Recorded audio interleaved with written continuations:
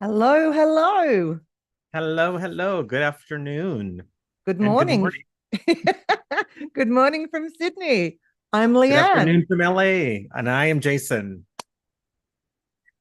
And this is Let's Talk. This is a space where no topic is off limits. We'll discuss things from well-being to resilience, leadership and money, relationships and mindset, and so much more. And always at Let's Talk, we bring different perspectives, the real stories, and honest conversations. Because the things we don't talk about often end up being the things that really matter to us most. And our goal here is simple. We really want to spark new ideas, shift mindsets, and give you practical tools that you can use for your life and leadership. So, whether you're tuning in for inspiration, growth, or just a fresh perspective, Let's talk. So, our topic today is very near and dear to my heart. We're looking at spiritual well-being and a 360 well-being journey. And spiritual well-being kind of is a loaded topic. Um, but what I want to say about our conversation today is that it really refers to that deep inner sense of alignment, of purpose, of connection, but beyond our material circumstances. So it may or may not be religious. For you, that's completely your choice. But this conversation is about living in accordance with your personal values and living supported and feeling supported by something far greater than oneself. So, whether you want to call it God, the universe, spirit, oneness, higher self, consciousness, whatever it is for you, our goal here is to contribute to hope, to make meaning, and have peace during times of uncertainty. Because let's face it, we are in very uncertain times in our in on the globe, right? It's not just mhm. in America or Australia. Or today we have a guest speaker from India who I'll get Jason to introduce shortly. But just globally, there's so much uncertainty. So today we hope that we can bring that hope and make meaning out of the world that we're living in and our internal world, more importantly.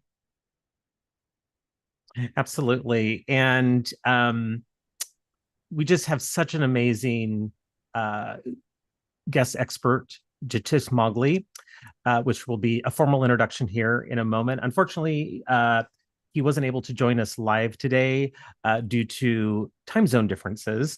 I think it's like 4 o'clock in the morning there right now. So we had the opportunity of interviewing him earlier this week and just had such an amazing and just fruitful conversation of wisdom and gold nuggets and just so much energy around spirituality and this 360 well-being journey. So I will turn it over to Leanne to share our amazing conversation for the next 90 minutes or close to 90 minutes with Jatish.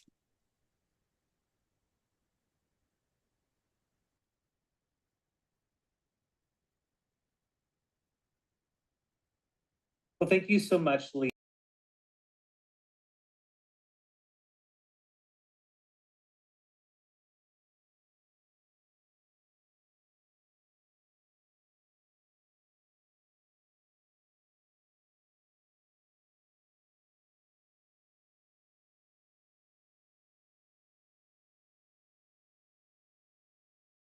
'60. With over a decade.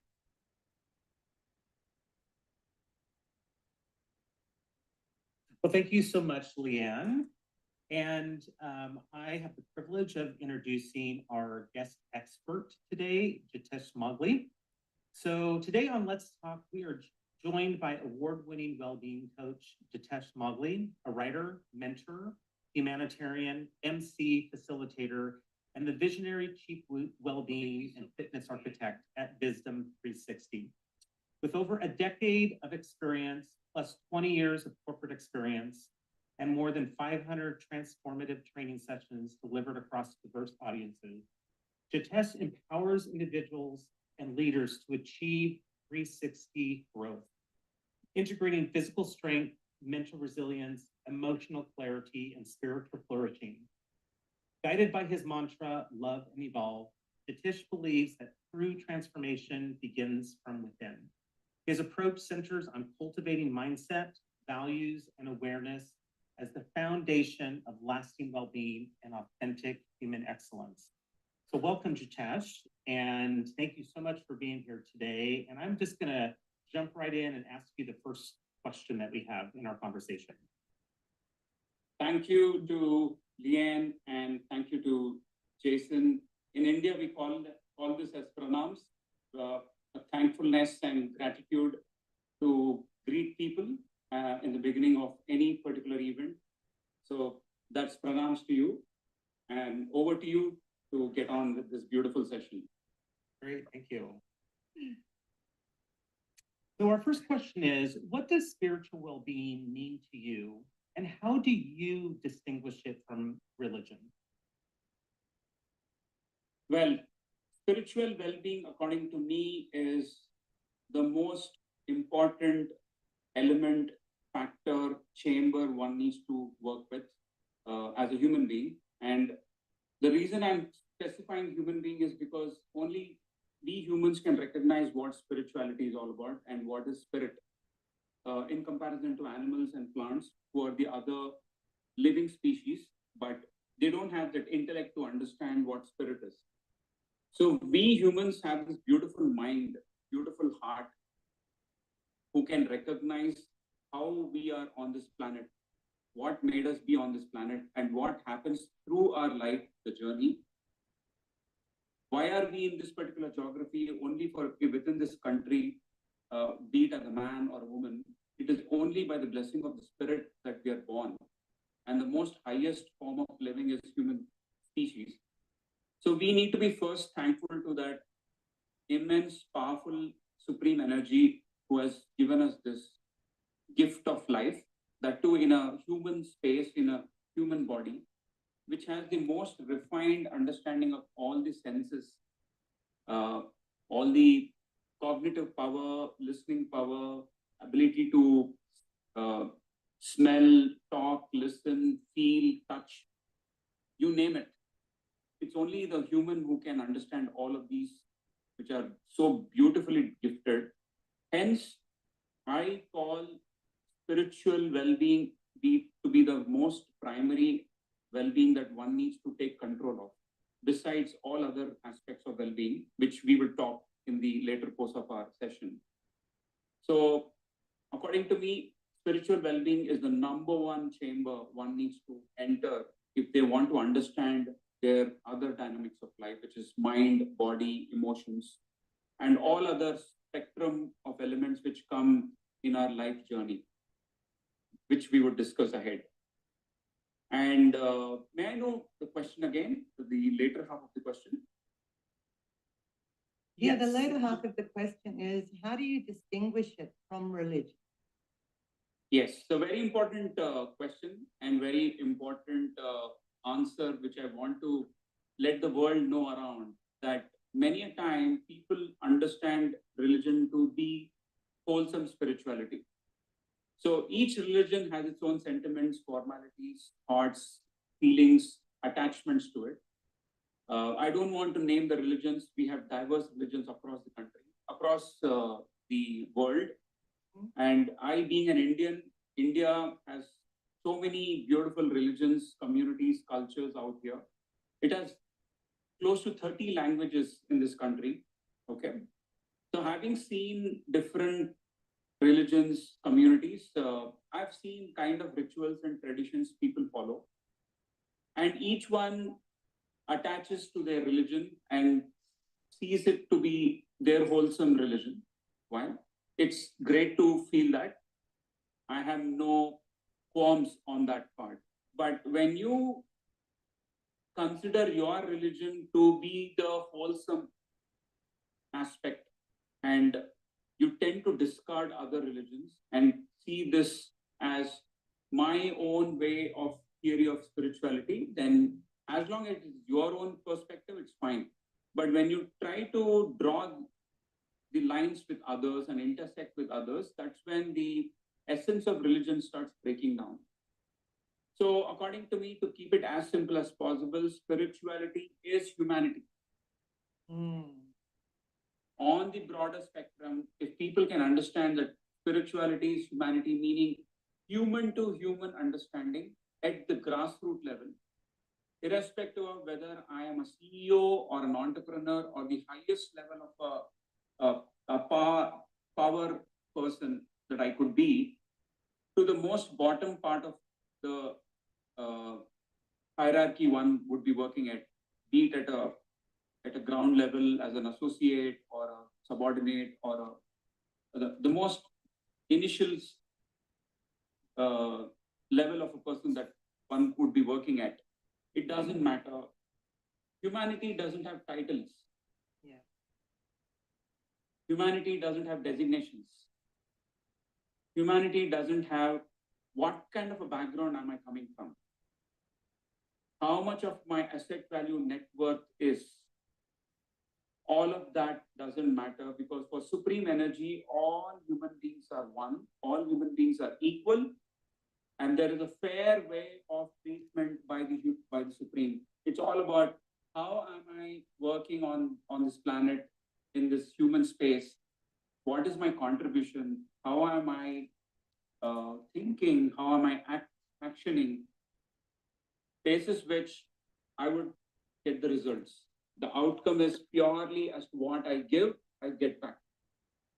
Yeah, that law of reciprocity, right? What you put Absolutely. out there comes back at you. And I really love that. Spirituality is humanity. It's not religion. Like that is, and you're right. We all subscribe. We've all been brought into our own religion. And unfortunately, it creates some division, whereas spirituality brings people together. And I love that concept about it being humanity. I'm just going to hang my hat on that. I think that was beautiful. Yeah. Absolutely. Humanity brings unity. Yeah. If one gets into the apparel of humanity, I think you will start embracing unity all around. And that very sense of embracing another human being with an equalitarian attitude is spiritual. Yeah. So, and you said, you made a comment and it made me think, we are spiritual beings having a human existence at the end of the day. And we have this life force that runs through us, and that is our spirit, and that is spirituality. And I think we often don't think about it from that perspective, right? So thank you for saying that. in fact, I encourage people to go beyond religion. Go beyond religion to embrace people, understand them, have that empathetic, compassionate attitude towards each other, so that you have that zeal to learn something from someone. What is that I can do for you? If people start having this kind of an attitude, I'm telling you, this world will turn into a most beautiful space around less of toxic and more of organic culture all around. Yeah, I would agree with that. Which kind of leads me to our next question, Jitesh, which is, why do you think having a sense of meaning or purpose is so vital today for our 360 well-being? Absolutely. Having a meaning and purpose for every action defines who we are. If I am simply doing something, there has to be some purpose around it. The very action that we are doing right now over here on this call, to be talking to each other, sharing this beautiful subject, has some meaning and purpose, right? And this podcast element has a purpose behind it, to reach out to larger audience, to get the essential education on well-being. Similarly, every work, thought that I am connected with in my own life should have a meaning and purpose. If we set this as a vision, if every human being has a vision in life that I want to do this, I'm born for this is my meaning of life, then I think, you are purpose-driven life. Otherwise, you're living a life without a destination. And somebody who's living a life without a destination is like an animal moving around, lingering around, but it doesn't know what it's doing. So it's important. In fact, animals have their own way of purpose, be it hunting to connecting with other animals or feeding, they at least have some sense of direction of where am I going. But if a human doesn't have a direction and there is no set action in them that I want to do this in my life, in the next 30 years, this is where I want to be. This is how I want to create an impact around in my ecosystem. Then you are set on a purposeful life. Otherwise, you are insulting your life. If you do not have that meaning and purpose, then the essence of being a human being is lost. Insulting our life. Yeah. Like that is, and I agree. If we don't have that sense of meaning, that sense of contribution, the word that you used was impact. Like, what sort of impact do I want to have on the world? What sort of footprint do I want to leave? And if I don't live to that, then I'm just existing. I'm aimless. Yeah. Right. So that, Absolutely. Yeah. And I think that speaks, well into like our next question around, when you created that vision of like an animal just kind of lingering around, not knowing where they're going, like the word disconnected and misalignment came to mind. And so, which actually leads nicely into our next question is, many people here on Earth feel disconnected. From your point of view, what are some early signs that we've lost touch with our sense of purpose and our sense of self? Yeah, in the current scene or in the current world that we see where the digital indulgence is growing so much, people are so involved, indulging. I want to use this word, indulging. It's not only on your favorite junk food or desserts that you indulge, but there's so much of indulging which is happening in your digital space, in your cosmetic space, in your glamour space, that people slowly have started to become too self-centered, right? I'm so much in my selfie world, taking selfies and looking at what kind of apparels am I wearing? Am I looking good always? How are my pictures coming out? And what kind of a food am I consuming? And if your ideation is always on satisfying your senses, then slowly you start getting disconnected with the world, because I'm not thinking about others. I'm not thinking about what is happening to my sister, to my brother, to my siblings. How are my parents doing? Are they happy? Am I doing my responsibility as a son or a daughter in order to make their life better? What kind of a contribution can I do to make their life better? Is it only I, me, myself, my income, my car, my house, my apparels, my parties, my luxuries, my investments? If this is how one gets into, then you will see detachment signs from people. And that is how even relationships are breaking out, because everything matters about I, me, myself.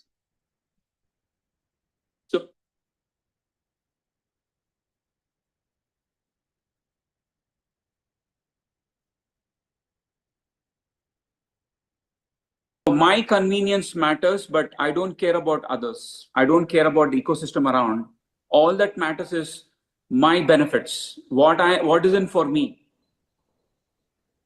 I think people should move out from that thought process of what is in for me. Instead, what can I do for you? What can I do for the society? Yeah. As a human being, when I'm blessed on this planet for whatever that I am, in whatever role that I am, in whichever country that I am, how am I useful to people? Yeah. I so much connect to this beautiful book written by one of my inspiring idols, Arnold Schwarzenegger, who's today one of the great podcaster. I also follow his pump videos on podcasting. He has come up with this beautiful book, I think last year, Be Useful. Being useful as a human being, allows you to get connected with the world, allows you to get connected with everything, including animals and plants. So when you're not being useful and when you're too useful to yourself, that's when you become useless to others. Yeah. Absolutely agree. You see it everywhere. It's me, I, and I don't care about you, right? Like, oh, that's a secondary thought, if it's a thought at all, is what I'm hearing in that. And really, if we can flip the script and say, how can I be in service? What can I give instead of what can I take? How can I show up in a way that serves as opposed to that selfish of how can you serve me? I think, the world would change if we could come from that perspective. And, letting our wisdom guide our words and our thoughts and our actions towards the collective as opposed to towards ourself only. Yeah, really interesting concept. So how do we then find our values, and what role do our values have in shaping a meaningful life? Well, it starts with values. That's where I begin with. And a lot of parenting, to all the parents out there who's watching this episode, I so strongly recommend that, are you following your values towards your children? My parenting begins when I am setting right kind of values into my children, the right kind of principles, integrity, ethics. If I am able to seed all this into my child will grow into a tree which will only give me the best of fruits. Yeah. The same way as I would seed into the soil, if I want to see a plant growing and that plant giving me the best of fruits, I have to nurture it in the best way, give it the right amount of sunlight, watering at the right intervals, and all kind of required minerals that a plant would need for it to grow into a tree. That is when I can expect best of fruits. So value system is so much to do with parenting, because a child is innocent and children come with their own innocence out here into the world.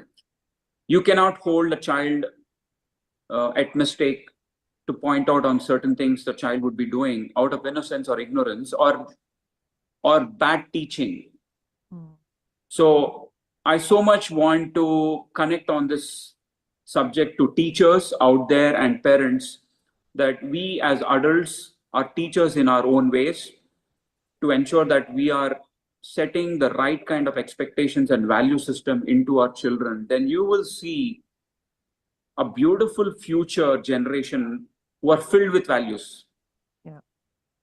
And I somehow don't want to resist in saying this.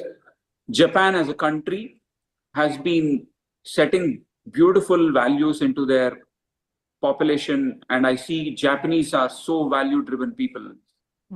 They're very gratitude oriented people with a lot of kindness, and it is immensely spread around their population. I happened to meet few Japanese people in India while I was in my own workspace, and I could see and resonate what kind of a culture they have built, though the country is so small.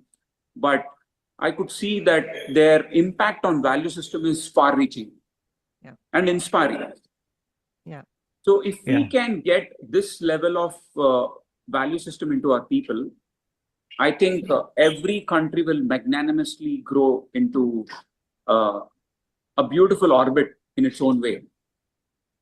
And when I say values, it is your simple gestures, right from the point of not doing anything harm to anybody, speaking truth always, and staying as clean as possible in my thoughts, in my feelings, in my actions, not having manipulated theories within me. I speak something, but I don't do that. So my actions are different, but I speak something else. Yeah. So there is a absolute intersection. There is so much of a break in what you're saying. It has to be authentic. It has to be clear. what I see, I do it, and it is reflected out in the outcomes. So if we can set these kind of value systems in people, from honesty to kindness to being obedient in best of behaviors, including putting up a nice, beautiful smile out there. Your value system actually starts with a beautiful smile to someone. Yeah. Yeah. And we humans somewhere have forgotten to smile. I see some people out, I don't know why they don't smile. Is it so difficult? Is that a skill? Is that a skill one needs to practice? I don't think so. So it all comes with the right kind of teaching at schools and at home from the parents. And these value systems are something which will create spiritual thinking, spiritual formation at a very early age. And then you see adults coming out with beautiful work ethics and beautiful ways of connecting with the outer world, be it inside of their home and outside of their home. Jitesh, I love that you said something about smiling. I know when I was growing up, my mum used to have a sign up in our house, and I can only remember the first kind of couple of lines, but it said, "A smile costs nothing, but it gives much. It enriches those who are poor without making poorer those who give." And that had, like, I can still remember that from my childhood. And I think it's such a beautiful thing that if we smile at somebody, we enlighten their life, they smile back, we feel good. And that ripple effect, like, you just have no idea how far that can go from something so simple as just smiling. And then obviously, right living, integrity, following through, doing what you say, kindness, connection, all of those pieces. It certainly would have a significant impact on our world. Jason, I'll hand over to you. I just couldn't help but share that little poem that I remember so vividly from my growing up years. Absolutely. And one important point which I want to sum up before we move forward. Another important factor of a value system is setting discipline for yourself. Yeah. Mm-hmm. Discipline plays a huge role in a value system because it teaches me what is my limitation, what is my boundary, when should I say yes, when should I say no. And discipline to your own self, which includes your own body, where I set my body to the best of fitness levels, hygiene, the kind of nutrition that I follow, the lifestyle that I follow, the kind of apparels that I makes people feel comfortable. Yeah. Okay. Most importantly, comfortable and inspiring. So it all starts with me. And then with that best of me, people will start picking up very, very beautiful aspects of you. And then I think every individual will have a great way to learn out of the value system that you create. Yeah. So I would always look at people saying that, what kind of a value system are you at before pointing on to somebody? It's very easy to point out to somebody and then you become that evaluator or an SSE who wears a hat to judge people, but are you judging yourself? Yeah. So that's where your primary value system comes from. Yeah. Who is the, you know, when you said that, it's like, who is the you that's observing? You know, which is like super powerful. I forget which book that's from, Leanne. The Untethered Soul by Michael Singer is the, you know, who is the you that is observing? Yeah. Wow. It's definitely a powerful question, right? You know, whether you're talking about your values or you're talking about, you know, how you show up in the world, and you know, who is that you that's observing you, like, while you're doing that, right? Which I think really leads well into our next question for you, Jitesh, is how can an individual begin to uncover or reconnect to their true why?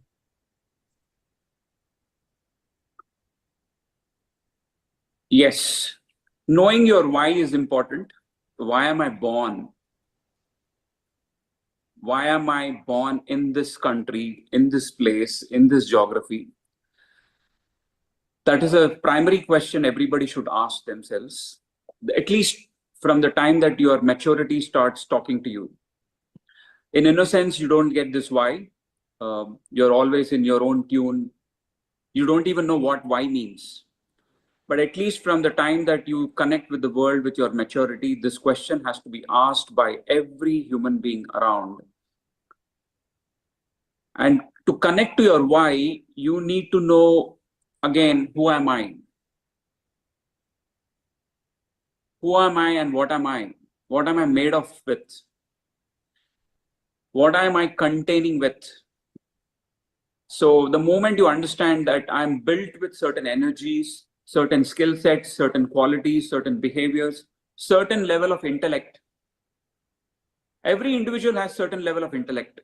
Every individual has certain level of talent also. Mm-hmm. Every human being, on record, I would like to tell you that every human being is built with a talent, built with a skill. It is only about understanding yourself, what am I good at? The moment you connect that this is what I am so good at, then you know why I am good at with this and why I should excel in this. And that is how we see most of the performers, champions out there, be it in the music world, be it in the sporting world, be it in the acting world. All great performers have come up with that why in them. And the moment they recognize that this is the beautiful talent that I am born with, then I think you should start working on why. And then you will get your answers to it. So to get your why more clear, I need to be very authentic in knowing who am I. Yep. Rather than lying to yourself. And if you're lying to yourself, you are fooling yourself. Hence, authenticity matters. Absolutely. And I really like what you said there, right? Like, look at what I'm good at. Look at what my strengths are. Look at what my unique talents are. You know, we're so hard on ourselves and so critical of self and others. But if we can actually look through the lens of, well, what is it that I actually have? What is my superpower? Because we all have one. And how can I bring that to life? That then speaks to your purpose because you've been blessed with those gifts, whatever that is for each individual. And I agree with you that we all have something special. We've all got a special secret sauce that's unique to us. And if we can learn how to first identify it and accept it and then use that, the impact, yeah, wow, I love that. Because, you know, we always look at what we don't do well as opposed to what we do well. Yeah. And in the ocean of disconnection, ocean of, I'm using this word ocean of distraction, ocean of attractions, people are so consumed with the outer space that they are getting lured to brands, brand consciousness, and they are losing themselves. Yeah. Yeah. So I would say you be a brand of yourself, right? The you that you can be. And when you are in the finest of human space, you become a brand by yourself because you're living life in the best of authenticity rather than just wearing some brands and calling that you are a branded person. But inside your substance is nil. Yeah. Yeah. So be a substantial human being, then I think your why automatically comes up. And it comes up with brilliant colors. Yeah. Yeah. You know, and to tag on to that and to, you know, a little bit what you were saying, Leanne, before we move into the next question is, you know, how you said, you know, we're always hard on ourselves and on what we don't do right. Right. And I often see that a lot of times in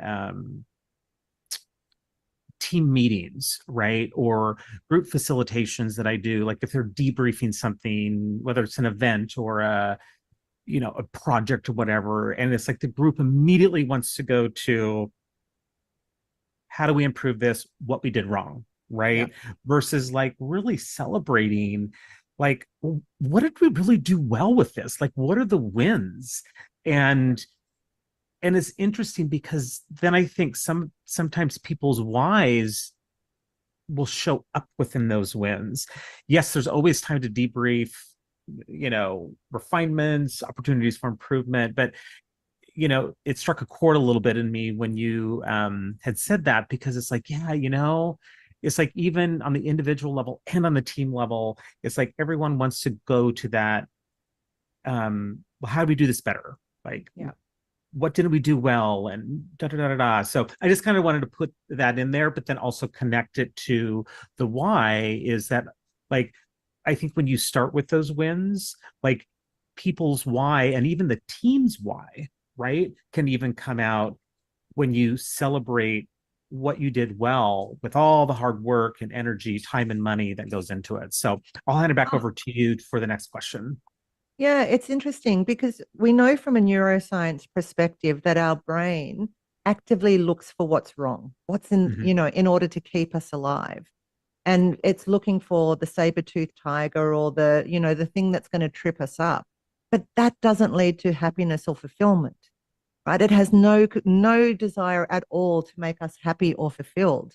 So we've got to actively kind of resist that natural wiring and look for the opportunities, to look for the good, to actually focus and celebrate the wins, celebrate the joy, the connection, all the good stuff. And as opposed to what didn't work, what would be even better if? Like, I love that languaging, as opposed to, well, that didn't work, we need to fix that. Well, actually, it worked at this level and it would be even better if. And that helps people to expand into their greatness and expand into their purpose and to actually achieve more, because they're looking for the even better if, as opposed to feeling bad about what didn't work. So even just our languaging can have such a significant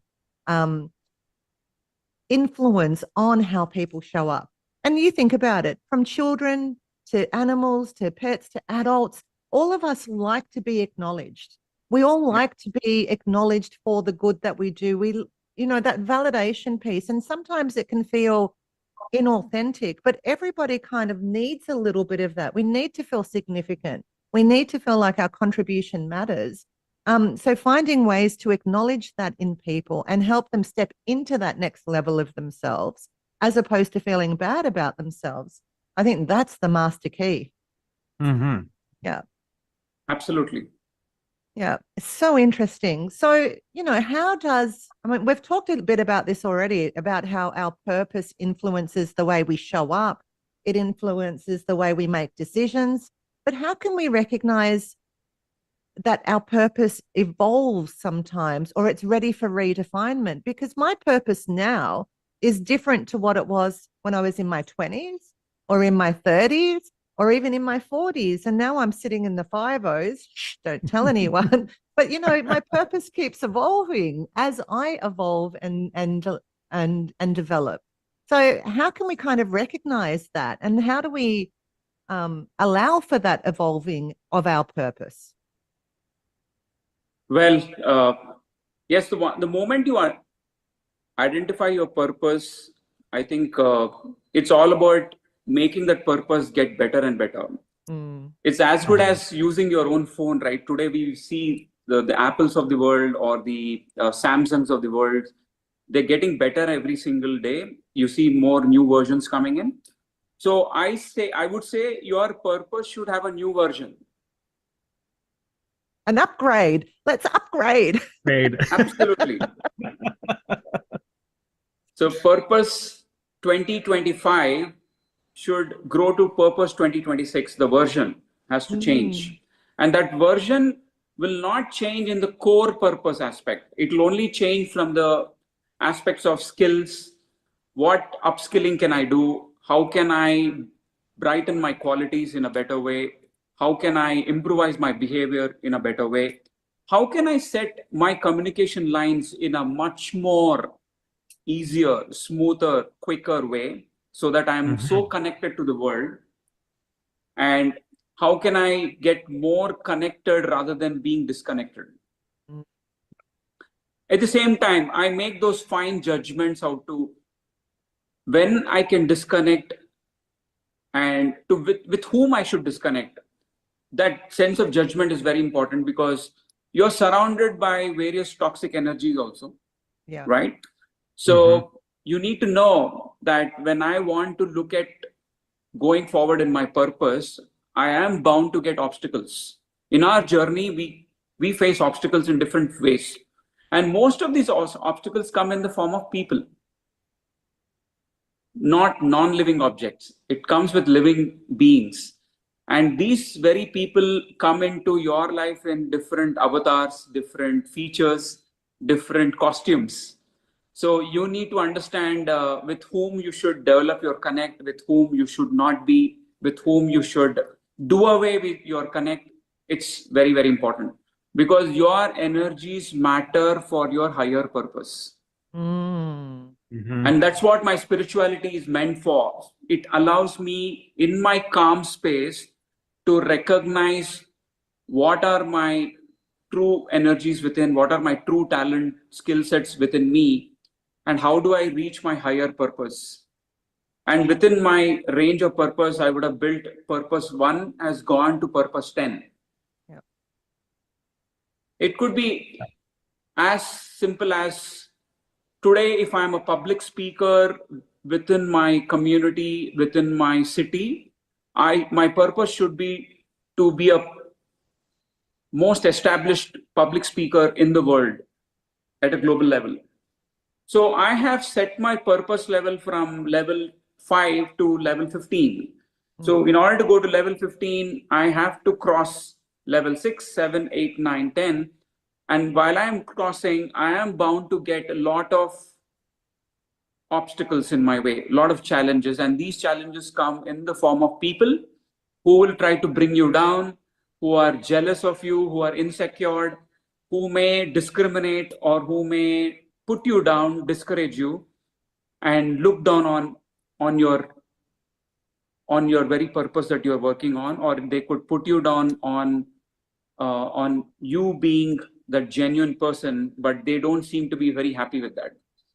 So they come in different dynamics, creating a drama around. Okay. And in order to be very efficient in wading yourself forward in this drama, you need to include dharma inside you. So in Indian language, and according to the Sanskrit language, the sacred language, and as per Bhagavad Gita, dharma is wisdom. Yep. Mm-hmm. So if I can consume wisdom inside me, and if my blood flows with wisdom, then I know how to handle the drama. Yeah. Yeah. And then I can only get better with my purpose because I know what I'm good at and what I'm getting better and better. At the same time, I'm also taking cognizance of what I'm not good at or what I'm not getting better. So I will go into those chambers to get those skill sets to get better in those areas so that I have more ammunition and weapons around me to fight the war. Yeah. And it is a war, right? It's the battlefield of the mind. It's the battlefield of our society. And the word that you use, judgment, is, we have to have judgment around that. And the word that I use is discernment. I need to discern who's in my circle of influence and who I try and stay away, because my energy is precious. And there are some that, will drain my energy and some that give me more energy. And I think we need to discern who and when and where and how we spend our time and our energy, because our energy really is our number one resource at the end of the day. And if we're not managing that and taking care of that, then we can't actually do what we need to do. I like it. So we need to kind of have this circle. I call it a courage circle. I've got a courage circle of people who I know that I can lean on and they will always uplift me. And I love that because I know that these people have my back. They're growing. We're all evolving and elevating each other. And there's none of that conflict or that bickering or that negativity in there. All of us are there to raise each other. And I think that takes discernment. It really does. So I love that you brought that in. Jason, I'll go back to you because as you can see, I love this topic. I know, I did too. Leon, give me a moment. Go for it. Yeah, interesting. And we talk about this Yeah. even in our collective, you know, the people that we surround ourselves with. It's really so important. Yeah, definitely. You know, and what it makes me think about too is, you know, when you were talking about energy, um, and that discernment, right? I mean, because even in our last previous 3 episodes, right, around physical well-being, emotional well-being, mental intellectual well-being, you know, those are all sources of our energy. Whether, you know, it's like the physical well-being helps to produce, you know, some energy, you know, with like, you know, good physical activity, eating healthy snacks, right? And that emotional well-being can either be heightened or can be lowered, you know, depending on where the energy is being fueled or taken away from, and even with the mental and intellectual well-being. So, you know, as part of our next question, you know, we talk about our busy routines, right? And that definitely, especially in today's world, can exhaust a lot of energy. So in the area of awe and wonder, Jitesh, how they're so crucial to spiritual well-being, why are those feelings so important, and how can we invite more moments of awe and presence into our everyday life as we navigate um, our busy days and our busy routines? May I request you to repeat the question once again? Yeah, so you know, we were talking about energy, right? And our busy routines, um, you know, can exhaust a lot of our energy, right? And so when you think of spiritual well-being in the area of awe and wonder, why are those particular feelings so important, and how can we invite more of those moments into our everyday life while we navigate the busyness? Right. Beautiful question. The way I would like to articulate this particular question, the answer for it is spiritual well-being should be your home. When I come back to my home, I feel so comfortable, so nice. And that's when you call it as a home. A home supposed to be a space which gives you peace, which gives you calm, which gives you a sense of satisfaction that I am back home. Right? So while we are in our own world, in our own journey, we meet so many people, we do so many actions, we work on assignments, projects, whatever requirements that we need to get done. We do face challenges. We are also into circumstances and situations which are very tricky, twisting, and sometimes toxic. And you tend to take energies of people, energies of situations. So when I come back to my spiritual space, it should help me refine it. It should help me cleanse my space. It should help me clean my space. So I see spiritual well-being should be your space of home. So make spiritual well-being as your central space for you to come back and refine yourself. It's a space where you take your shower to clean your body. It's like cleansing my own self with all those feelings that I got drenched with. So those toxic feelings, toxic actions, toxic situations, thoughts, and also certain toxic scenes that you would have seen, those dramatic scenes that you would have seen from certain individuals, you would take that into your head, and sometimes you may get those fearful thoughts, anxieties, and depression. It's important that you come back to your spiritual space and talk to your higher self or the higher energy, which is supreme energy. It could be your favorite Lord, God that you want to name. Get back to that space and tell that story to that energy and seek refuge, seek healing so that you get cleansed.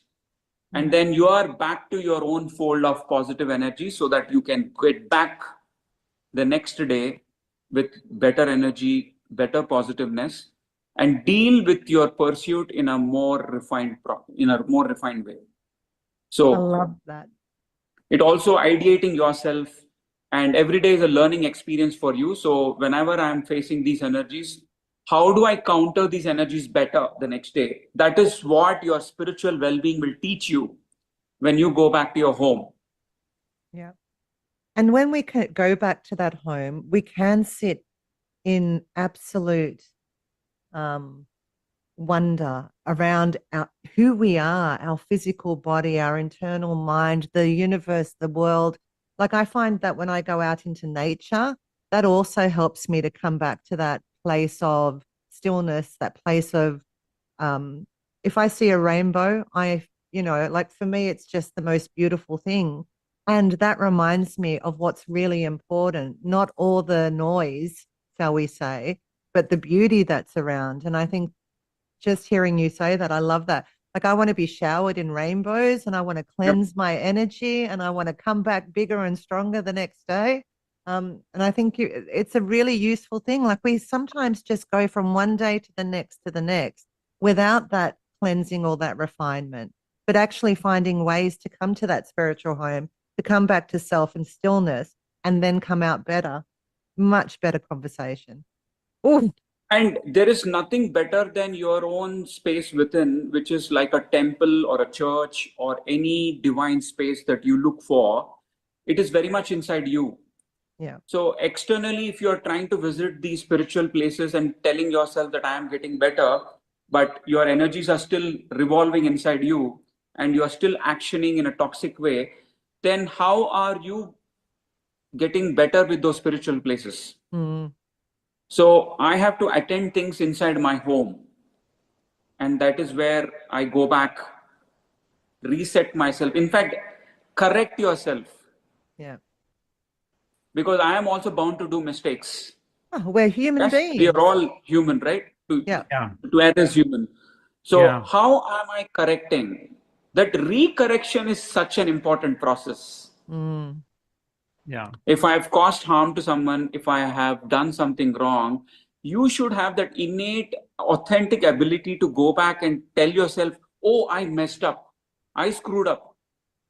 I did something wrong, something harmful. I go back to that person and very openly, honestly agree to what I've done and confess, apologize, and let that person feel that you have thought about it and you are correcting your action, and see what better can you do to mend that wrong action that you did. Yeah. Absolutely. So that accountability piece, for self and holding yourself to that standard of I can do better and I can apologize and I can take responsibility and we're all humans, which then also leads to empathy of others because if I'm infallible, if I can make mistakes, I can then have empathy for others that have mistakes or make mistakes and not sit with so much judgment towards them either because we're all fumbling our way through this thing called life. Yes. Absolutely. With our training wheels on, trying to get better and better each time. Yeah. Yeah. And I kind of think of it, as like self as instrument, right? Like you as your own self are your own instrument. And how are you keeping that instrument as functional and cleansed as possible to continue to show up, as your authentic self, living into your purpose, bringing into that good positive energy, and I think a lot of just like neuroscience kind of even comes into that too, right? When you think as yourself as instrument and how clean you keep your instrument is how you show up in the world. Absolutely. Yeah. So over. being that clarified person that you can be. Yeah, absolutely.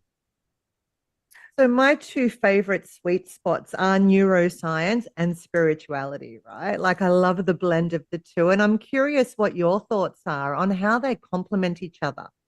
This idea of understanding out the neuroscience of how we show up and this spiritual side. How does it help us get clarity around our place and purpose in the world? Well, it's a beautiful combination. In fact, neuroscience and spirituality can get you into a much better version ahead. So the way I look at it is the neuroscience helps you to connect yourself with the body, the organs, the muscles inside, with the mind, and the functionality of your heart, your mobility. So it gets you into the spectrum of understanding the connectivity with your organs, with your movements, with your sensory nervous system. And then the spirituality is all around, inside of me and outside of me. It is infinite, right? So when I use my spirituality with my nervous system, with my science, which is happening inside me, with the functionality of my physical body, if I'm able to connect that with the spiritual world, which is so much to do with about doing things right, being authentic, moving in the right direction, then my ability to function on assignments, projects gets so better. My ability to perform an action becomes quicker. My mobility gets better. My movement theory gets better. My cognitive power increases. Alertness increases because I'm so connected to my neural connectivity within me. And then when I know that spirituality focus only on doing things right, a yes is a yes, a no is a no.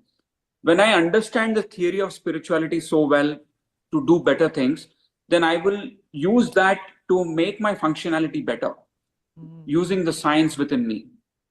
So that way I look at my neuroscience to the higher up, which is the spiritual space. So spiritual space is always higher, and neurospace is part of spiritual space. Yep. So if I can get that theory well, then I think my actions would get better, quicker, happier, wiser also.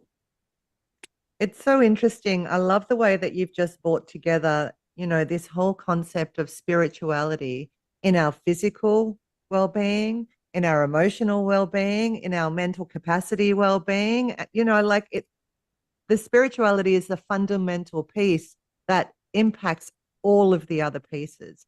And over the last 4 weeks, we've been, talking about these other concepts. And I feel like this one is just bringing it all together now. And it's like spirituality is the underpin. It's the foundation for all of it, right? It's the glue Absolutely. that holds it all together. Really interesting. Yeah. So if you see my 360-degree theory, which is all about the approach that I have, that is what is my USP is. So within the circle, my spirituality is at the center, which is the core, the earth's core. And then I divide the circle into 3 chambers: mental, physical, emotional. So these 3 chambers are so connected to the core. But if an individual is not connected to the core, but wants to work their mental, physical, and emotional space, then it is going to fall, literally fall, because your spirituality is the foundation bed. It's like the pillars of the house. My pillars of the house should be built on spiritual theory, spiritual faculties, spiritual inclination. And then my house will hold for a very, very long time, unbreakable, unshakable. And that is how my mind will be, and that's how my emotions will be, and that is how my body is also going to stand, at least till the time that I am destined to live on this planet. I love that. Unshakable. Like that's like that's what I want. Unshakable, not to be kind of tossed around by the winds of uncertainty or the fear mongering in the world or all the stuff, all that noise, but to actually be unshakable in who you are and how you show up. Love it. Jason, I'll bounce to you. Yeah, which I think speaks perfectly into our next question, which talks about rediscovering your purpose, which is one of those core elements of the core of spirituality, right? So the question is, Jitesh, how does rediscovering one's purpose help to hold on to meeting when life's uncertainties, like loss, change, aging, when those leave us without answers? Oh, yes. Life is impermanent. Okay. And everything around us also is impermanent. Okay. So nothing is going to stay forever. I think people need to get this reality very much fixated into themselves, that it's impermanence that I need to embrace. The moment I embrace impermanence, I'm going to grow stronger, knowing the fact that nothing is permanent in this world, including your relationships or the core attachments that you are so attached about, including your money. Okay, there are people who are so attached to money, and they work around their life only with monetary value. It is going to be not a very temporary aspect of your life, including my own life. So can I go back to the question again to rephrase so that I connect back with? No, I think the way you've answered that is actually really beautiful, because the question is, in this world of crazy chaos, right, how can we kind of lean into our purpose when we feel like there are no answers, we're not sure what's going to happen, there's so much uncertainty, we feel scattered and concerned. And I really loved what you said there around, life is impermanent. Like, if we can just sit with that, we can't control it. If we can sit with life is impermanent, and then what do we do in this moment? Your perspective starts changing the moment I feel that I am not going to be permanent, and everybody I'm living around is also not permanent, including my work, my so-called objects or the possessions that I so much attach with. It could be your car or all the luxuries that you're so attached with. They're all impermanent. The moment you start telling yourself this reality, your perspective towards life changes. And then age doesn't matter, gender doesn't matter, place doesn't matter, and what is in for me doesn't matter. All that matters is I'm born and this is my purpose. I rather achieve it. Leave a name, leave a mark that when I leave, I left with a beautiful note on this planet that this is what I've done. And people have something to take learning from you, some leaf of learning from you, so that they'll remember who you are and what you have done. Those are the permanent aspects which will remain. And it's so interesting. Oh, sorry, Jason, go for it. Oh, no, I was just going to say, with what Jitesh said and what you said right before that, it re-brought in that, who is the you that's observing, right? So in this impermanence of life, who's the you that's observing as you're moving forward and being that good person you are and all that. So, I think that's a good reflection to have is to think about which you is observing you right now. And just to add to that, a wise person once said to me, the only time I suffer is when I argue with what is. So if you think about, life is just what is happening, and then our suffering comes because we want it to be different, as opposed to accepting it for the way it is. Like, we want it to be permanent. We want it to be a particular way. And yet our suffering comes when we actually can't accept that life is just happening. And we've got, at the end of the day. So I think it's a really interesting concept that we really, when I argue with what's happening, when I can't actually accept this impermanence, then I suffer. And that's that's not what life's about. But when I can accept that life is evolving and happening, and I just need to show up in presence moment by moment and just accept the way it is, then suffering goes out the window. There is no suffering, internal suffering then. I think if people can understand this formula of life from spiritual space, is that attachment brings suffering. Yeah, it does. Yeah. And detachment brings a lot of freedom for me. Yeah. So when I detached in a way that, okay, as long as I'm with people, I'm connected to you. So there's a lot of difference between being connected and attached. Yeah. But detached doesn't mean we don't care. Detached Yeah, means that absolutely. I'm not, you know, I don't have an expectation and I don't have that attachment that it has to be a particular way. Exactly. Right. But I Yeah. can still be connected to Oh, people. I can yes. still come from hearts. And because I think sometimes that word detachment can confuse people around, oh, well, that means that I just don't care anymore. And actually, No, no, no, I still certainly not. care. I care deeply, but I'm not Yeah. attached to a particular outcome. Absolutely. So Yeah. you have Yeah. your emotions intact. Your Yeah. emotions are intact. You will show your emotions because you are a human who is built with emotions. You should show your emotions because that's a beautiful way to express yourself. Yeah. But Yeah. not applying pressure on somebody to create that attached feeling. Mm. So if you Yeah. are minus that pressure, I think you will live your relationships in the most beautiful way, and those relationships actually thrive. Yeah. Yeah. Yeah. Kind of what, you know, I think as both of you were talking about that is kind of the way that I kind of frame it in my mind is commitment versus attachment, right? It's like I'm committed to do A, but I don't have to be attached to B, which could be the way it's always been done or the way that somebody feels it should be done. So it's that kind of like what you were saying, Leanne, I care, you know, I really care deeply, but I'm committed to getting it done this way, you know, in my way, not the attached way. Yeah.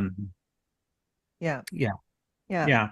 So I love kind of like all the different ways to think about that. Mm. Yeah. And more importantly, while you are connected and working your way with best of emotions, it's also important that I perform with fairness. Mm. You be fair in what you can do and what you should do. So live to those commitments and be fair in every relationships, every work sphere that you are connected with. Yeah. So deliver what you have promised. Yeah. So keeping up your word and acting to it is also spirituality. Mm-hmm. Absolutely. Absolutely. Um, you know, our word is the greatest thing that we have, right? Mm-hmm. At the end of the day. And um, if we say we're going to do something and don't, it causes so much problems for ourselves because then we don't have faith in ourselves either, and the ripple effect of that. So, Jitesh, as we're coming to our last couple of questions, what I'd love to know here is what rituals or practices do you have that strengthen your spiritual resilience and help you stay aligned to your values, your purpose, and all the things that matter? While the first go-to tool or a practice that I work on myself and I've been working for a very long time, which has given phenomenal results to be who I am today. And I advise people if they can also include this activity within themselves so that it's a exercise that becomes a go-to exercise for people. Every day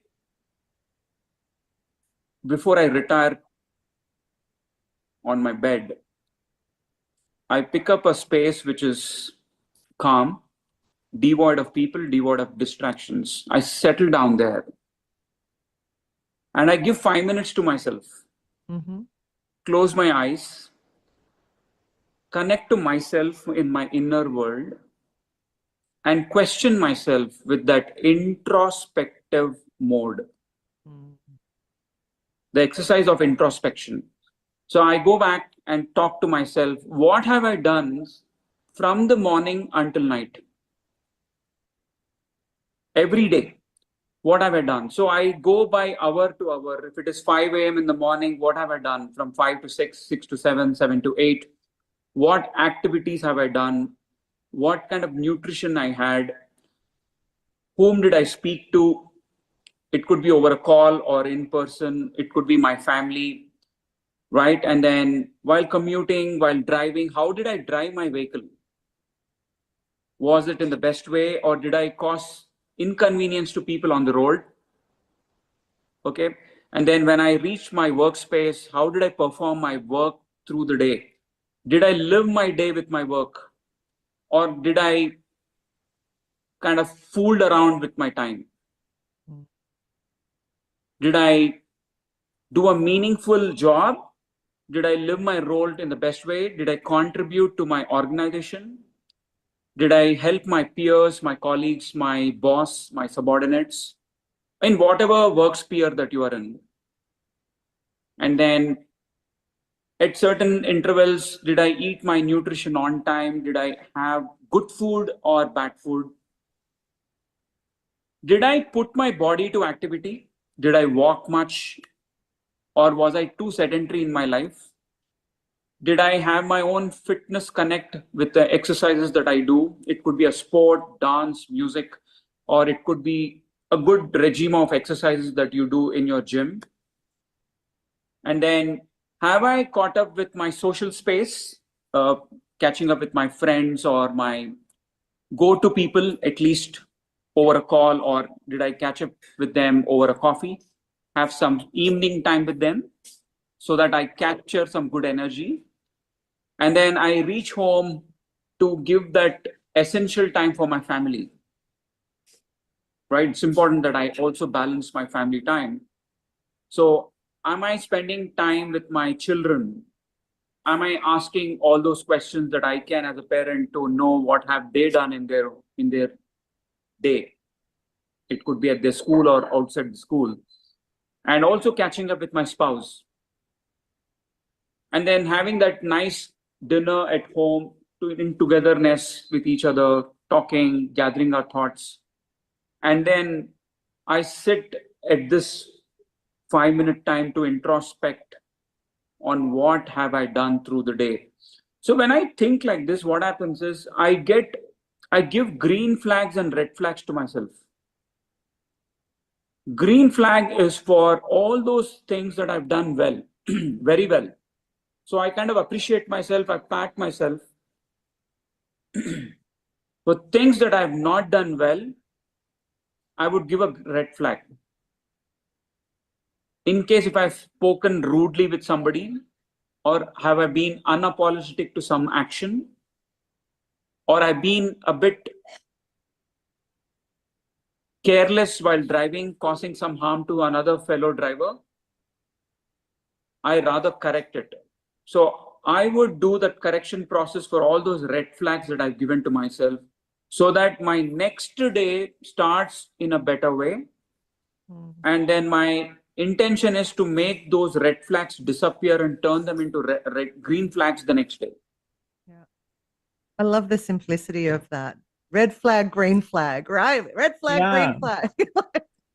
Absolutely. Well, it actually speaks into one of our top tips from last week's episode, right? Is an end of day ritual. Yeah. So I love just how that naturally came up in in your answer and conversation to this question. Oh, yeah. So that is the main exercise which I would ask people to follow. But besides that, the other exercises that I follow is I give a lot of time in the morning. My first day in the morning goes on breathing. It is so important that you give cognizance to this beautiful activity we are born with.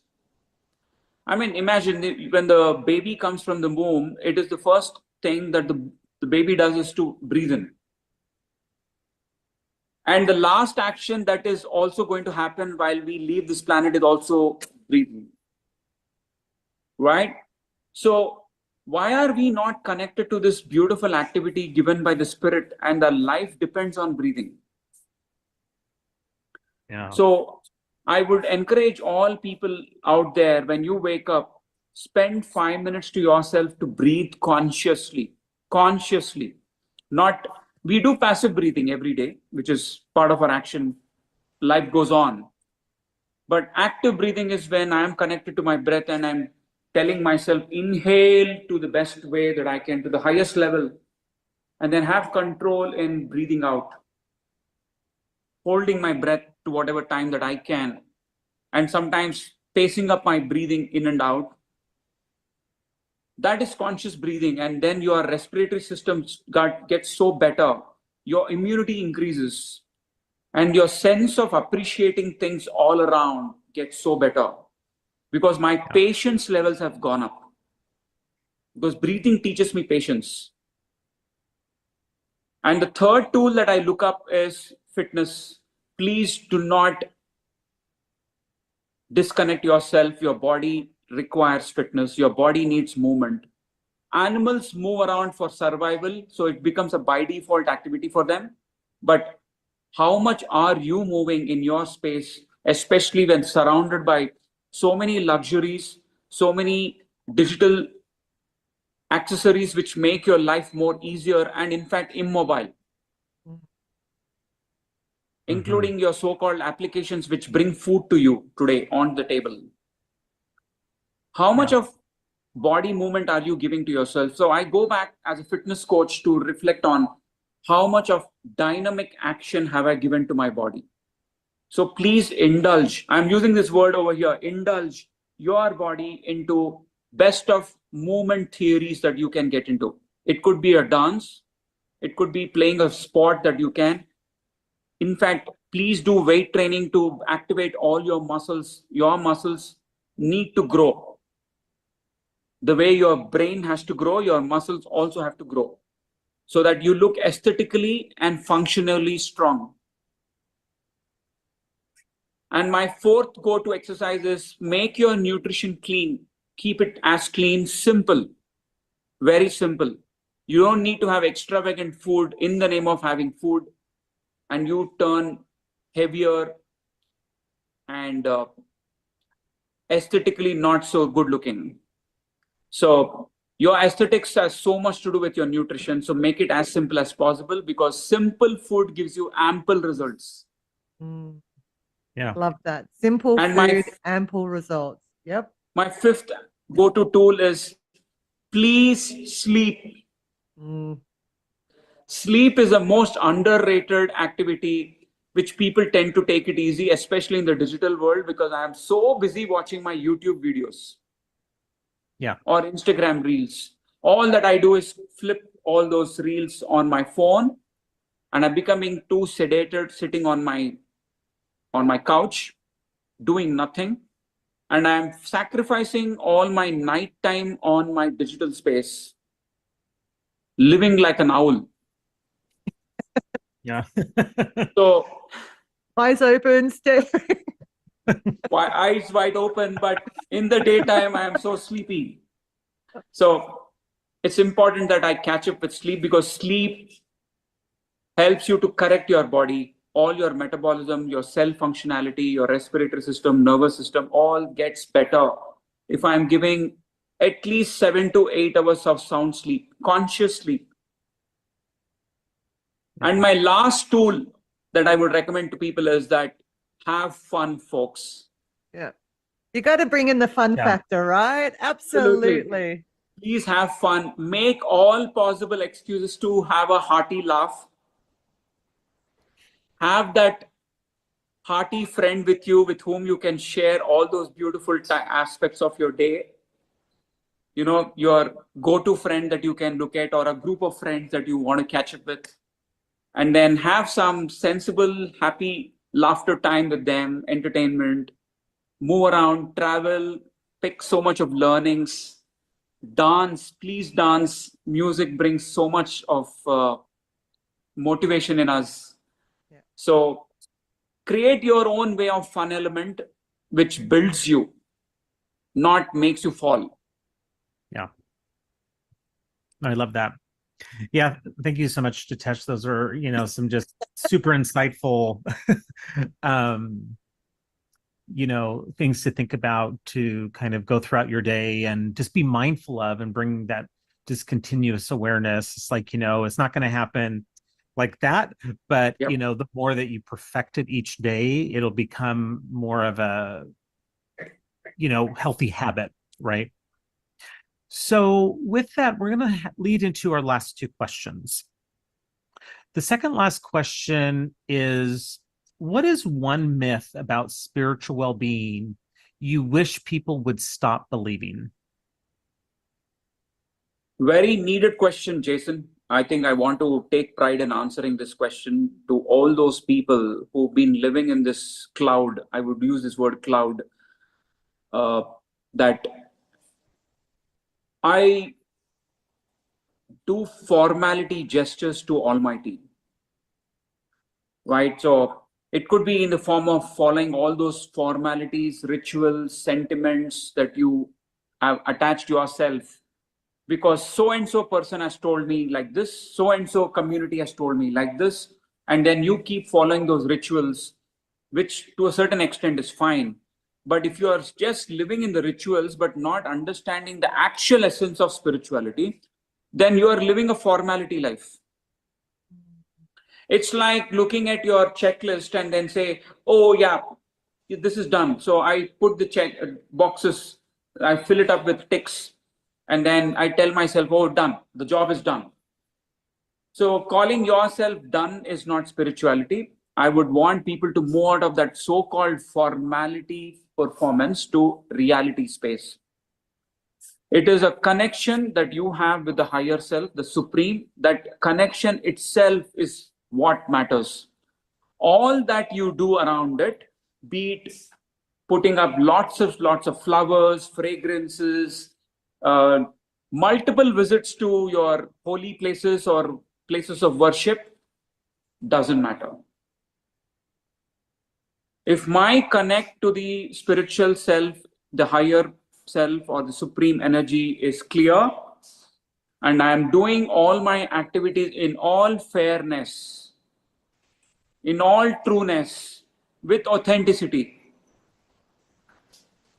and I'm performing my activities in the best way that I can without causing harm, without manipulating my processes or people, and also not following any corruptive practices to achieve certain things. And my way is clear with clarity. That matters. And when you are in this kind of a principle, your spirituality is bound to grow, rather than just living in the dramatic world of performing more and more drama and telling yourself that, oh, I did this, oh, I did that, I stayed back for this, I have performed multiple level of numbers. So if you start giving numbers to your practices, then I think you are living a very short-lived dramatic world, and you are not actually performing spirituality. You are just trying to defend yourself that you're doing something. That's really interesting, the concept of spirituality versus formality. Mm-hmm. You know, we often get into the formalities. This is what we're told to do, so we do it. But is it who I'm being? And that's what Right. spirituality is. It goes from being to doing, or from doing to being. And I think that's the what I heard you say there, Jitesh. It's really about, I can do all these things and it means nothing if I'm not being, who I'm meant to be. So yeah, I love that. It's as simple as, how am I keeping my home? If I'm not keeping my home clean every single day, then how am I calling it as a home? Yeah. Yeah. If I don't do the required cleaning work, dusting to vacuuming to whatever hygienic practices that I need to follow in my home, then my home is bound to become a cluttered space. Yeah. But if I'm just decorating my home with too many flowers and lights and calling it as a great home, but it has a lot of clutter inside, then how is it divine? Yeah. Yeah. Yeah. How is it divine? What a beautiful Yeah. question. How is The that most divine? simple home, which is devoid of clutter and it is as clean as possible. And when you know how to receive people with the best of hospitality and treat them with the best of respect, that home is spiritual home. Yeah. Oh, that's good. Yeah. So, Jitesh, as we come to our final question, and it really is, what is, if there was one message about living, this 360 well-being journey, what would it be that you'd like to leave our listeners with? As a 360-degree well-being coach and a wisdom coach, as a fitness coach, as a human excellence coach, I want every human being out there to first start living as a human being. Don't live in a title. When you are living your life in a title, you do very little. So go beyond your title, and the biggest title already has been given by the Supreme is you being a human being. It's a gift being a human being. So please use this valuable gift as a human being in the best way that you can. So create more contributions, live your life with more purpose, create more beautiful memories for people to remember who you are rather than your title. Yeah. And my second most important message is my signature line, which is love and evolve. Whenever I write, I end up with my write-up with these two words, very, very important words. Love and evolve. and evolve. When you are in love, when you are in truest of love, when I say love, first love yourself in the best way that you can. Irrespective of whoever you are, love yourself. In whatever way you are, love yourself and love people around you. All the people that you're connected with in your home space, personal space, official space, emotional space, your social space, your financial space, your moral space, and also your spiritual space.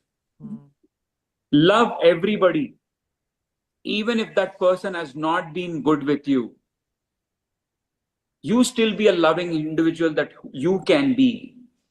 In fact, you can put such people to shame when you're still being that loving human being, and when other person is not recognizing you in that way. It's a shame on those people. So you put them to shame because you being that higher person built with love. And when an individual lives in this space with that wholesome love in all 360-degree aspect, such human being is bound to evolve, unstoppable, unshakable again. Yeah. And would keep evolving. And I would love to use this word, thrive. You are just bound to thrive. Yeah. Yeah. Yes. Bliss infinite. Yeah. And isn't that really what we're here for, is, truth, consciousness, and bliss? Absolutely. Yeah. Thank you so much, Jitesh. It has been such a thank you so much. wonderful conversation. I've really enjoyed digging deep into the concept of spirituality, and looking at it from multiple perspectives, but just this whole idea of love, of coming back to self. I love those 5 or 6 rituals. I've got them noted down: introspection, breath work, move your body, eat clean, sleep, and have fun, which I really like the sound of. So all of these things that I'm going to bring to life. And hopefully we will have another conversation and dive deeper into some of this at a future state. Jason, I'll bounce to you. Yeah, no, thank you for recapping those, Leanne, because they're all just so incredibly important. And thank you so much to Tess, for sharing your expertise and your wisdom today around spiritual well-being and how that fits into the 360 well-being journey. And just being such a great resource for our listeners. And we're just incredibly lucky that you were able to be on our podcast. It's an amazing opportunity, Jason, Leanne. I am so thankful to you in all gratitude. And I love you all.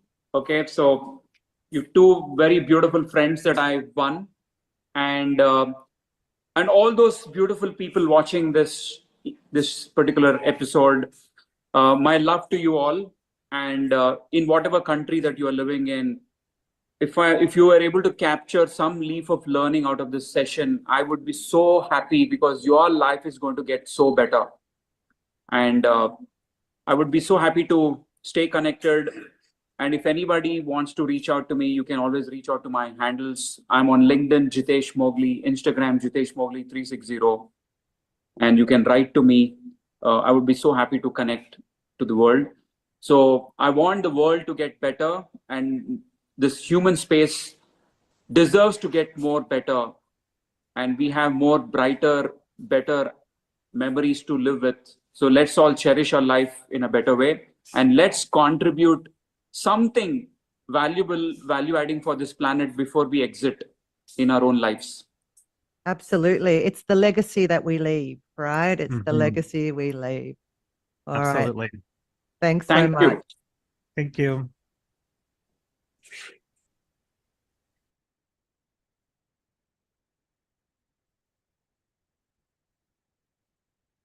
Well, what an amazing conversation was that, right? Oh my gosh. Yes. It was just sitting here re-listening to our conversation with Jitesh was just amazing, and just so many insights and gold nuggets, and just that reconnection to that area of well-being, and how it is like at the core of home and who we are, um and just the wonder and the awe of how you can look at spiritual well-being. Yeah, I really loved that concept of, that internal home, like coming home to self, to source, cleaning that space and getting rid of all of the stuff that takes us away from who we're actually meant to be, Yeah.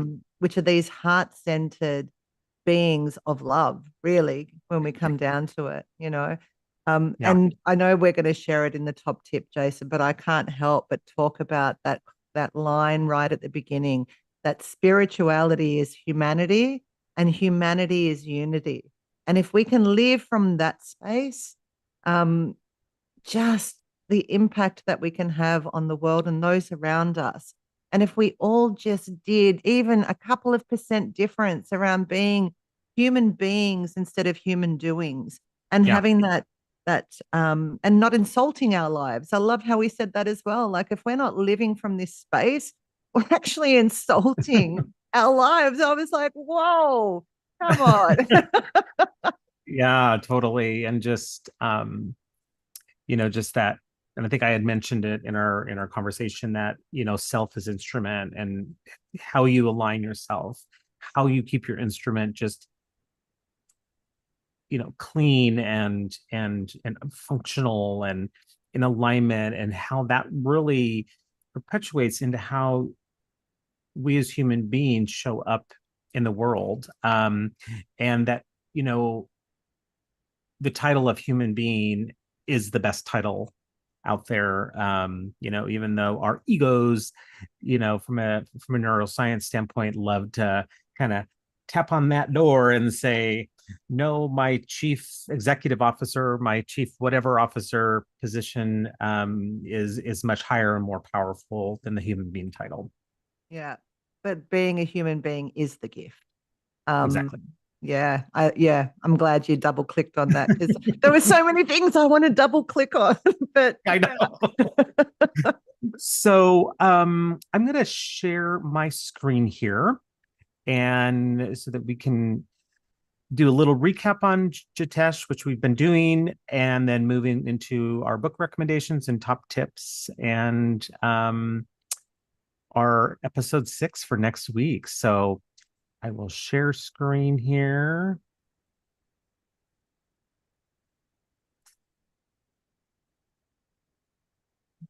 Getting into slideshow view.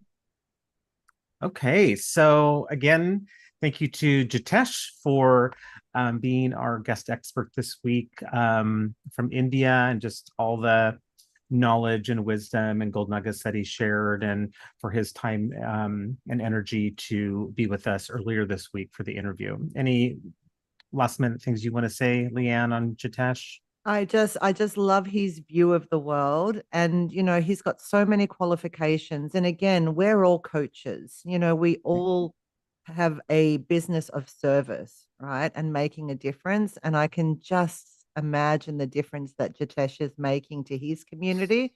just as much as you and I are making to ours. So I just want to say thank you again to Jitesh for such a deep and enlightening conversation. Absolutely, absolutely, and the impact that we all will have, on the global level of humanity. Yeah.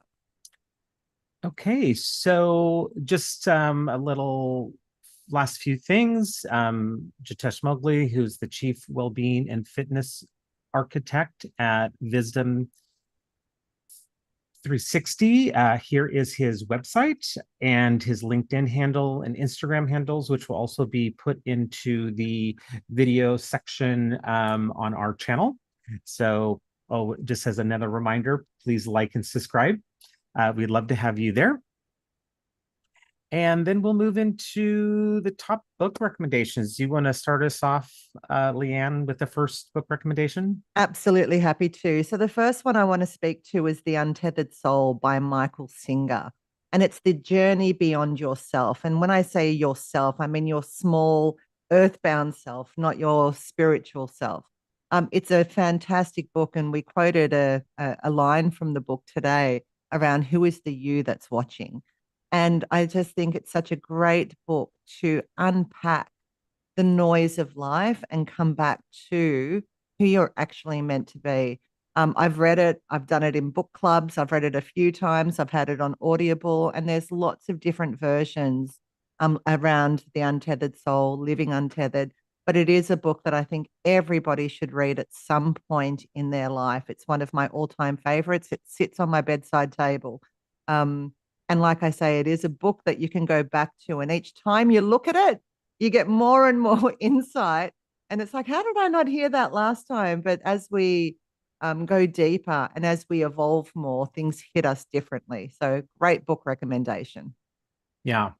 I just added it actually to my Audible. So it is available hard copy and Audible for those who like to listen to books on the go. Our next book is Man's Search for Meaning, and I'm sure many people have heard of this book by Viktor E. Frankl, who was a Holocaust survivor, and he worked in 4 different labor camps during World War II, one of them being Auschwitz, and just a super powerful story about his journey. And I haven't read the whole book, and it's one that I need to go back and kind of peruse through some more, but I have heard some very strong testimonials from different friends of mine and colleagues of how powerful this book was to them when they were reading it. And it was to one of my past colleagues, how it was actually a life-changing story once she read it during an earlier part of her career. So I don't know if there's anything that you want to say on this, Leanne, if you have read the full book. Yeah, I have, and I've recommended it many times. Books are my thing, in case any of you are wondering. I have a library in my house. But anyway, the thing about this book that it teaches us that even in our darkest moments, we have the freedom to choose our attitude, and that choice gives life meaning. So we can choose how we show up regardless of what's going on around us. It's a phenomenal book, so highly recommended. So I'll move on to the next one. Oh, sorry, Jason.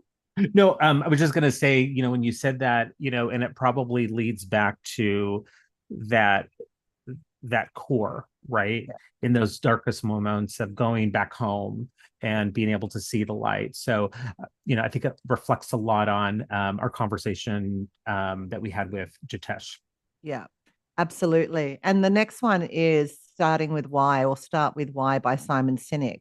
And this is a really practical and inspiring guide for aligning your purpose with work and leadership, because who we are is how we show up everywhere.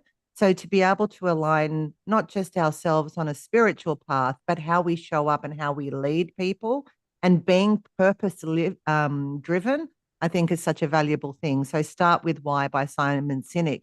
He's also got lots of YouTubes and TED Talks and various other things that you can watch or listen to, but really great insight. Anything else you want to add?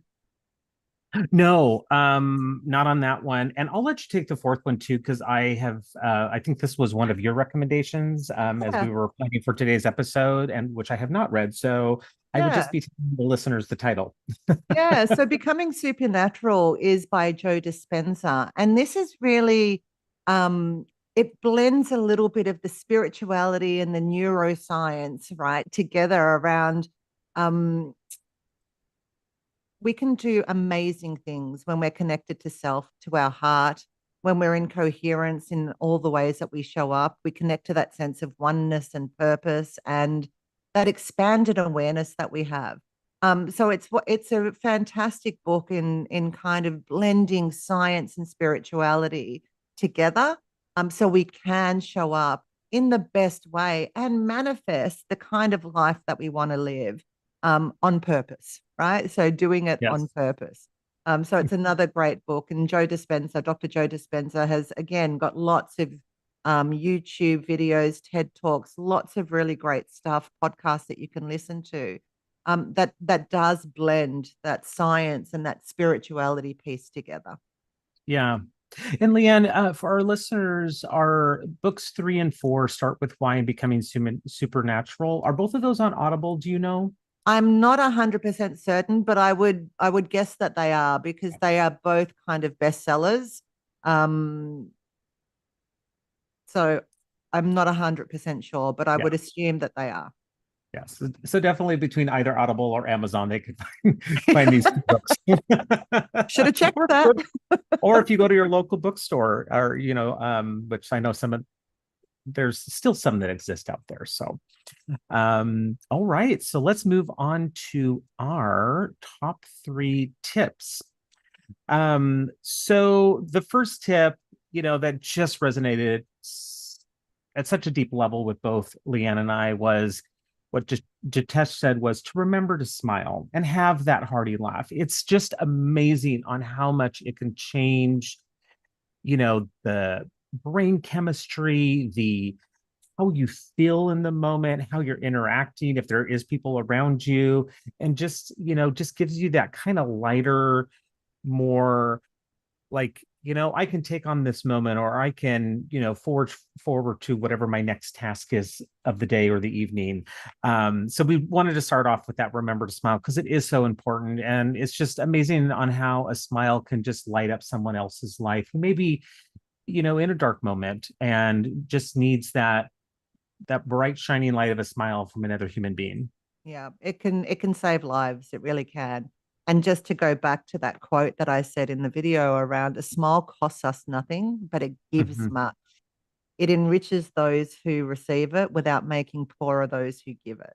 And actually, if we give somebody a smile and they smile back at us, not only do we uplift them, but we feel uplifted too, Yeah. right? So, coming back to that. So remember, big smiles, people, big smiles. Absolutely. Do And you the want to talk second, about yeah, this the second second tip? one, yeah, because this one kind of sat me on my butt, right? When he said this around spirituality is humanity and humanity is unity. So spirituality is not about religion, which can cause division because I believe my religion is better than yours or righter than yours or whatever the case may be. But to come back to that place of spirituality is actually humanity. When I've got love in my heart and I come from that space to those around me, then that creates unity. So remembering that, right? That we are spiritual beings living a human existence and that spirituality actually unites humanity. And it doesn't divide it. So come from love, sit with that space, evolve, do the work, clean your inner house. So that way you Mhm. can actually be open hearted, open minded, and open willed. And I just wanted to say the other thing that around this, and Jitesh mentioned it as well, but that curious space, being curious about those around us, right? Rather than judgmental. And spirituality leads to more curiosity. We're more open to learning so we can understand rather than judge. So, yeah, I just wanted to double and triple and quadruple click on that. Spirituality is humanity, and humanity brings unity. I love that. Yeah, me too. And yeah, there's just such power in that statement. Even if you just, sit with that silence intelligence, that we talked about last week with Allison, who was our guest expert, and just the power of that type of intelligence can give you, and that silence and that expansion of your, cognitive space. And, to really sit with this tip, I think could be incredibly powerful for folks. Yeah. So our last tip was another part that Jitesh talked about towards the end of our conversation with him, is the 6 daily rituals. And, people are maybe thinking like, oh my God, I don't know if I could put 6 in one day. It's a building process, it's the building of the blocks. So, start with 1, maybe even start with 1 for a week and then build, over a 6-week period. So just know that you don't have to have perfection here, nor you have to integrate all of them at the same time. So the first one was introspection, the importance around that, the importance around conscious breath work, even if it's just for 5 minutes a day, but have it be conscious. Movement, I think movement's been talked about in all of our episodes, and rooting that back to episode 2 with PJ, where he talked about 20 minutes of movement a day. Like that is so easy to accomplish, even if you do it in 5-minute increments or 2 10-minute increments, but just some type of movement a day for 20 minutes. And then that clean eating as well, having those healthy snacks and being mindful of, I may not have had such a healthy lunch today, but I can do a little bit better at dinner, right? And then that conscious sleeping, making sure that you get that 6, 7, 8 hours of sleep, so that your body has time to rejuvenate and your brain has the time to go through the cleansing process, so that you can show up even more powerfully, the next morning. And then the one part about having fun. Yeah, And I just remember his owl analogy, like we're like owls, right? I just loved that. It's like, yep, we're wired on our devices like owls, as opposed to actually sleeping consciously and choosing sleep, which impacts everything else that we do. So I just wanted to, bring that because I liked it. Yes, no, I love that owl, like yes, and just have fun, like Leanna and I do. We have fun here at Let's Talk, um and we know, sometimes some things don't go off perfectly, and that's the part, that's the fun of it, and that's the fun of being live. So just remember to always have fun, because if you have a little fun, it also makes your day brighter. Yeah. And if I can just double click on that introspection one, Jason, the one at the beginning, one of the best practices that we can have as humans is the ability to be able to reflect on who we are and how we're showing up. A reflective practice allows us to actually lift the rug, look underneath and go, well, who have I been?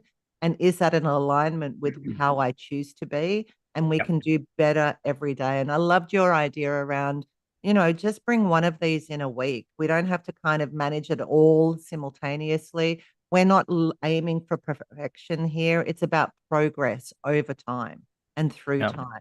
And if we can progress, if we can evolve, if we can do a little bit better today than we did yesterday, like the upgrades on our phone, like we talked about in our conversation today, then, every day we get better and better. We become more unshakable, unmovable in the chaos of life. And we can come from heart and really come from a place of love, for ourselves and for those around us. So such a deep conversation today. I'd really, really enjoyed it. Yeah, that's absolutely me too. And we're just so excited the amazingness of content and wisdom that we've had, only in 5 episodes. So all right. So now we get to unveil episode 6 in our 10 Dimensions of Wellbeing. And episode 6 is on interconnection well-being, thriving through meaningful connections. Just a note that here in the United States, we have our daylight savings time. So instead of starting at 3:30 p.m. Pacific Standard Time, we'll be starting at 2:30 p.m. and on Wednesday the 5th, and it'll be Thursday the 6th in Sydney, still at 9:30 a.m. AEDT time.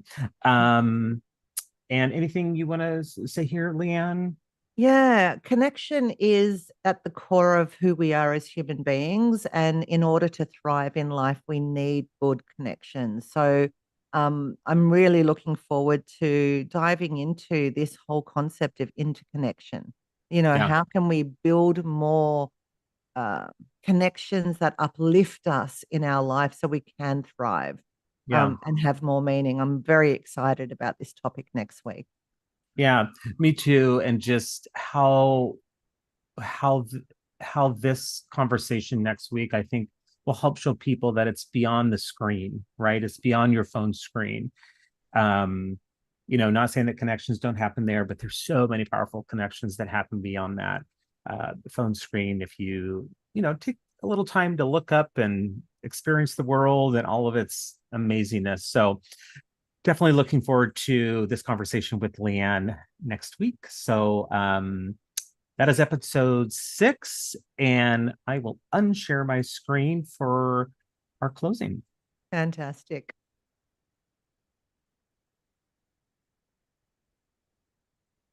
Oh, we can still see your screen. There we go. Technology, gotta love it. Gotta love it. Gotta love yes. it.